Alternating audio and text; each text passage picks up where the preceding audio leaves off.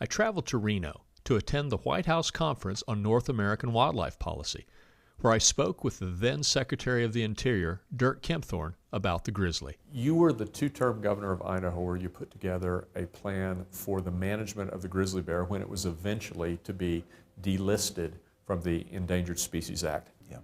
Now you're the Secretary of Interior. You have the power to do that, and in fact, your U.S. Fish and Wildlife Service has recommended that the grizzly bear be delisted from the Endangered Species Act. Where do we stand on that today? Well, we're proceeding with the process. I mean, the data is there.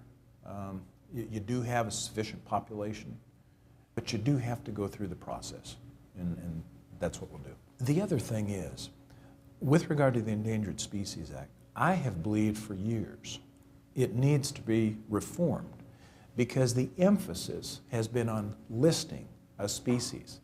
It's become nothing but a 911 number, so that a species gets to the point where it's on the verge of extinction, and then it's listed. With over 1,300 species that have been listed since the 70s, less than 1% have ever been recovered. What kind of a hospital would you want to go to if their recovery rate was less than 1%? So I believe the emphasis needs to be not on listing and walking away from it, but on the recovery.